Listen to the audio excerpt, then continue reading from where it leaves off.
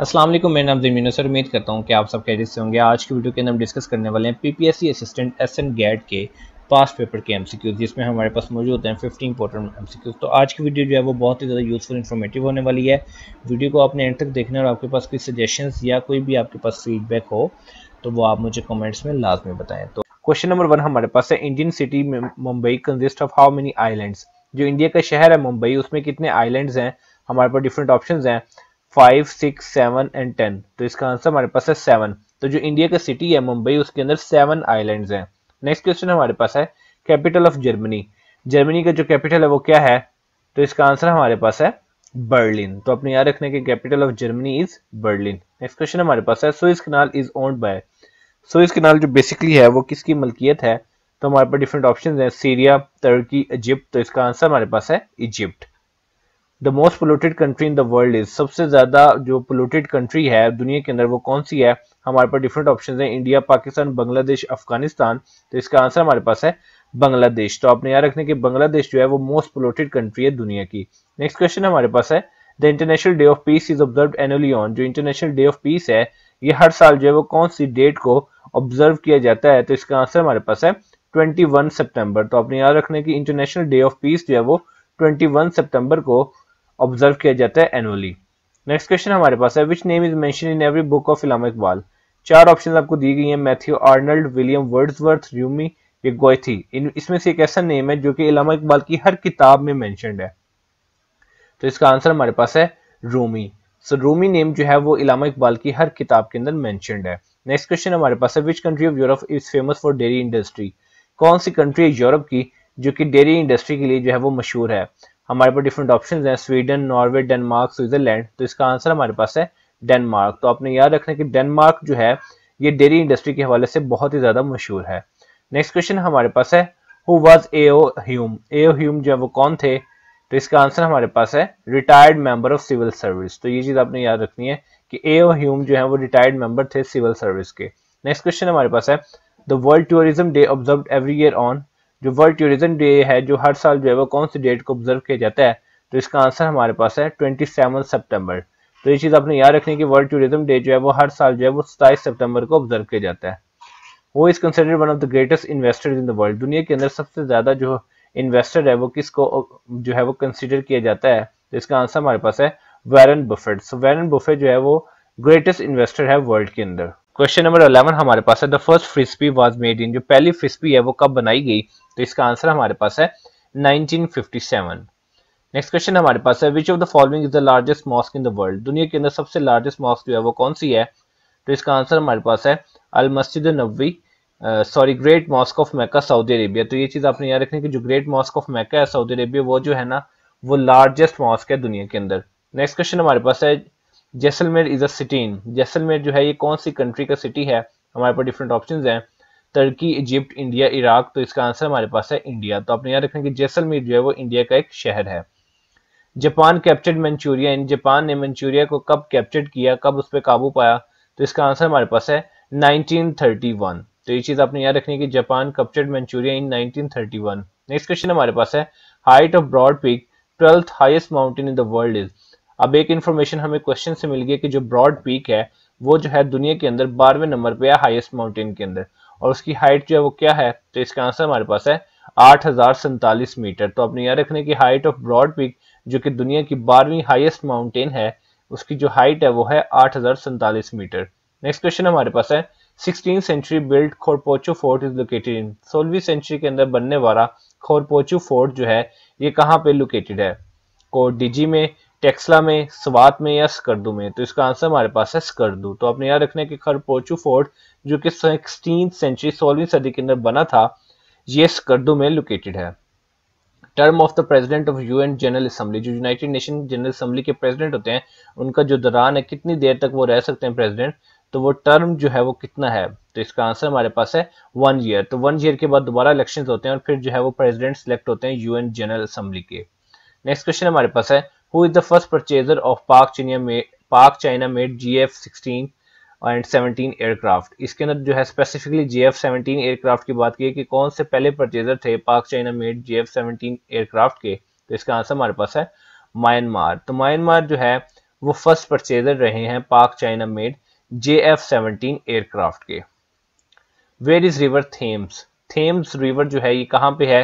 England में है, Thailand में है, जर्मनी में है या रशिया में है? तो इसका आंसर हमारे पास है इंग्लैंड। तो आपने याद रखना है कि रिवर थेम्स जो है वो इंग्लैंड में लोकेटेड है। नेक्स्ट क्वेश्चन हमारे पास है the first female finance minister of Pakistan who presented annual budget. इस क्वेश्चन के अंदर आपने पहली फीमेल फाइनेंस मिनिस्टर जो है पाकिस्तान की उनका नाम बताना है जिन्होंने एनुअल बजट को जो है वो प्रेजेंट किया। तो इसका आंसर हमारे पास है हिना रब्बानी। सो हिना रब्बानी जो है वो पहली फीमेल फाइनेंस मिनिस्टर है पाकिस्तान की जिन्होंने एनुअल बजट को प्रेजेंट किया। नेक्स्ट क्वेश्चन हमारे पास है वारसा इज द कैपिटल ऑफ? वारसा जो है वो कौन सी कंट्री का कैपिटल है? तो इसका आंसर हमारे पास है पोलैंड। इसी तरह आप जो है गूगल पे जाके सर्च कर सकते हैं कि ऑस्ट्रिया, बल्गेरिया और स्वीडन का कैपिटल क्या है, तो इससे आपकी इन्फॉर्मेशन में जो है वो इजाफा होगा। तो इस क्वेश्चन के अंदर आपने ये चीज याद रखनी कि वारसा जो है वो पोलैंड का कैपिटल है। BECA stands for? BECA की जो है किस चीज की ये एब्रीवेशन है? तो इसका आंसर हमारे पास है basic exchange and cooperation agreement. तो ये चीज आपने याद रखनी है कि BECA stands for basic exchange and cooperation agreement. Heidi park London is renowned for? जो हाइडी पार्क लंदन है वो किस चीज के लिए मशहूर है? वो अब डिफरेंट ऑप्शन है हमारे पास। Being residence of England's foreign minister, beautiful red roses, liberty of speech या यूनिक डिजाइन। तो इसका आंसर हमारे पास है लिबर्टी ऑफ स्पीच। तो बेसिकली जो हाइड पार्क लंदन है वो लिबर्टी ऑफ स्पीच के हवाले से बहुत ज्यादा मशहूर है। Atlantic wall is located in which country? आपने इस क्वेश्चन के अंदर ये बताना है कि जो अटलांटिक वॉल है वो कौन से मुल्क में लोकेटेड है? तो इसका आंसर हमारे पास है फ्रांस। तो आपने याद रखना है कि अटलांटिक वॉल जो है वो फ्रांस में लोकेटेड है। The man who ruled India was written by? एक बुक है जिसका नाम है the man who ruled India, ये किसने लिखी? तो इसका आंसर हमारे पास है फिलिप मैसन। सो फिलिप मैसन ने बुक लिखी जिसका नाम है the man who ruled India. When was international dog day 2021 observe? कब जो है वो इंटरनेशनल डॉग डे 2021 जो है वो ऑब्जर्व किया गया? तो इसका आंसर हमारे पास है 26 अगस्त। At the time of invasion of Afghanistan after 9/11 attacks, who was the president of US? जब अफगानिस्तान के ऊपर अटैक हुए तो तब जो है वो यूएस के प्रेसिडेंट जो है वो कौन थे? तो इसका आंसर हमारे पास है जॉर्ज बुश। तो याद रखना है आपने कि at the time of invasion of Afghanistan after 9/11 attacks, तो उस टाइम के जो यूनाइटेड स्टेट्स के प्रेसिडेंट थे वो थे George Bush.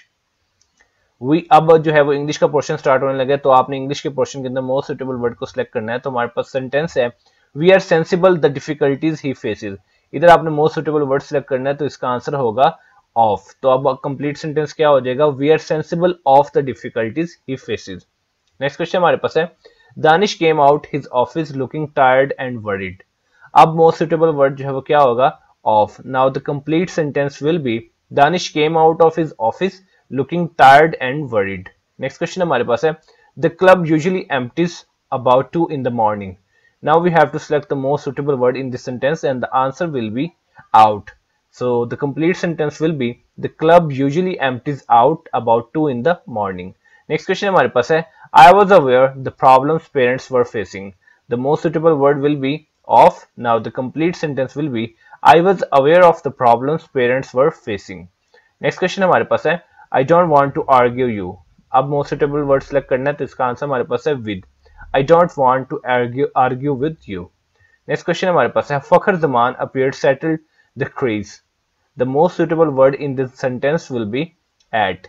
The complete sentence will be Fakhar Zaman appeared settled at the crease. There is no point arguing. The most suitable word in this sentence will be in, and the complete sentence now will be there is no point in arguing. I have been working here 10 years. The most suitable word for this sentence should be for. So I have been working here for 10 years. Parents expect more their children. Now the most suitable word will be of, and the complete sentence will be parents expect more of their children. The same considerations are equally applicable accident claims. Now the most suitable word is to, and the complete sentence will be the same considerations are equally applicable to accident claims. अब जो हमारे पास कुछ question है वो everyday science से related है और कुछ क्वेश्चन जो है वो करंट अफेयर से रिलेटेड है, क्योंकि दोनों जो है वो बहुत ही इंपॉर्टेंट पार्ट हैं किसी भी वन पेपर एमसीक्यू का। So the life span of white blood cells is how many days?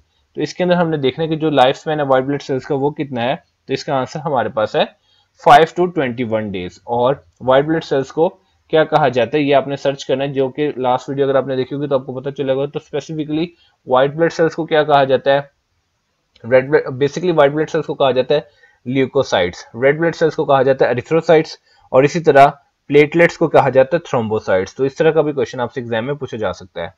Next question हमारे पास है the fluid part of the blood. अब ब्लड का जो है एक फ्लूइड पार्ट होता है, उसको क्या कहते हैं, तो इसका आंसर हमारे पास है प्लाज्मा। तो एक जो ब्लड है उसके दो पार्ट होते हैं, एक होता है फ्लूइड पार्ट और एक होता है non fluid part. Fluid part जो है उसको हम क्या कहते हैं, प्लाज्मा, और जो नॉन फ्लूइड पार्ट होता है उसमें होते हैं ब्लड सेल्स, जो कि आपको पहले बता दिए गए हैं। रेड ब्लड सेल्स जिनको ल्यूकोसाइट्स कहा जाता है, white blood cell red blood cells को कहा जाता है एरिथ्रोसाइट्स, और व्हाइट ब्लड सेल्स को कहा जाता है ल्यूकोसाइट्स, और प्लेटलेट्स को कहा जाता है thrombocytes. So they will form the non fluid part of the blood which is blood cells. Next question हमारे पास है GPS is an abbreviation for. GPS जो किसकी एब्रिविएशन है, तो इसका आंसर हमारे पास है ग्लोबल पोजिशनिंग सिस्टम। अब जो ये कुछ क्वेश्चन है ये करंट अफेयर से रिलेटेड है। Which Iranian activist got the Nobel peace prize on 6 October 2023। कौन सी ईरानियन एक्टिविस्ट थी जिनको नोबेल पीस प्राइज जो है वो मिला 6 अक्टूबर 2023 को। तो इसका आंसर हमारे पास है नरगिस मोहम्मदी। तो नरगिस मोहम्मदी वो ईरानियन एक्टिविस्ट हैं जिन्हें नोबेल पीस प्राइज मिला 6 अक्टूबर 2023 को। Which country is launching Aditya L1 on sun. कौन सा मुल्क है जो कि आदित्य L1 जो है वो सूरज पे लॉन्च करने का सोच रहा है या इस पे वर्किंग कर रहा है, तो इसका आंसर हमारे पास है India. So India is going to launch Aditya L1 on sun. Next question हमारे पास है who takes the men's marathon gold in world athletics championship 2023। किसने जो है वो मेंस मैराथन गोल्ड जो है वो विन किया वर्ल्ड एथलेटिक्स चैंपियनशिप 2023 के अंदर। तो इसका आंसर हमारे पास है विक्टर किपलांगत। सो विक्टर किपलांगत ने मेंस मैराथन गोल्ड जो है वो अटेन किया in world athletics championship 2023। Next question हमारे पास है which men's team beat India to win gold in world blind cricket. कौन सी टीम ने इंडिया को हरा के गोल्ड विन किया वर्ल्ड ब्लाइंड क्रिकेट के अंदर, तो इसका आंसर हमारे पास है Pakistan. Name the country that won FIFA women's world cup 2023। आपने उस मुल्क का नाम बताना जिन्होंने फीफा वुमेन्स वर्ल्ड कप 2023 जो है वो विन किया, तो इसका आंसर हमारे पास है Spain. So Spain was the country who won the FIFA women's world cup 2023। Fukushima Daiichi nuclear power plant is located in which country. Fukushima Daiichi nuclear power plant जो है ये कौन से मुल्क में लोकेटेड है, तो इसका आंसर हमारे पास है जापान। तो ये चीज आपने याद रखनी कि Fukushima Daiichi nuclear power plant जो है ये जापान में लोकेटेड है। How many new countries were invited to join BRICS at its 15th summit in Johannesburg. कितनी कंट्रीज जो है वो इन्वाइट की गई थी जो कि ब्रिक्स का जो सेशन हुआ था, समिट हुआ था 2023 को जोहान्सबर्ग में, 15वां समिट था ये ब्रिक्स का। और ब्रिक्स से मुराद जो है ये कंट्रीज है, बी से बनता है ब्राजील, आर से बनता है रशिया, आई से बनते हैं इंडिया, सी से बनता है चाइना, और एस से बनता है साउथ अफ्रीका। तो बेसिकली 6 कंट्रीज को इन्वाइट किया गया था ब्रिक्स पे, जो कि 15वां समिट था ब्रिक्स का जोहान्सबर्ग में। और वो जो 6 कंट्रीज थी वो कौन कौन सी थी ये भी आपको पता होना चाहिए। तो मैं आपको बताता चलूं कि वो 6 कंट्रीज थी Argentina, Egypt, Ethiopia, Iran, Saudi Arabia, और छठी थी यूनाइटेड अरब एमिरेट्स। तो ये 6 कंट्रीज जो इन्वाइट की गई थी जो ब्रिक्स का 15वां समिट था, और ये हेल्ड हुआ था जोहान्सबर्ग में।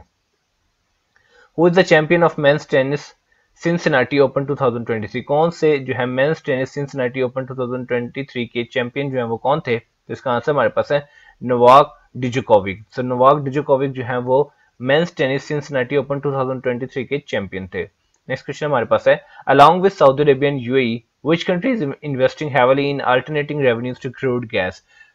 सऊदी अरेबिया और यूनाइटेड अरब एमिरेट्स के साथ साथ कौन सी कंट्री है जो कि हेवीली इन्वेस्ट कर रही है क्रूड गैस के अंदर, तो इसका आंसर हमारे पास है Oman. Where was the BRICS summit held in 2023।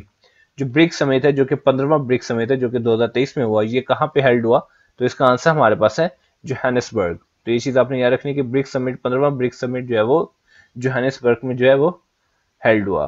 तो ये थी आज की वीडियो जिसके अंदर हमने 50 मोस्ट इंपोर्टेंट एमसीक्यूज को डिस्कस किया। उम्मीद करता हूँ कि वीडियो आपके लिए बहुत ही ज्यादा इन्फॉर्मेटिव और यूजफुल साबित होगी। इस तरह की वीडियो देखने के लिए चैनल को सब्सक्राइब करें और नोटिफिकेशन बेल को भी ऑन कर लें ताकि आने वाली मजीद यूजफुल इन्फॉर्मेटिव वीडियोस की नोटिफिकेशन आपसे मिस ना हो। तो मिलते हैं इंशाल्लाह अपने नेक्स्ट वीडियो में, तब तक अपना बहुत ज्यादा ख्याल रखिए। वस्सलाम।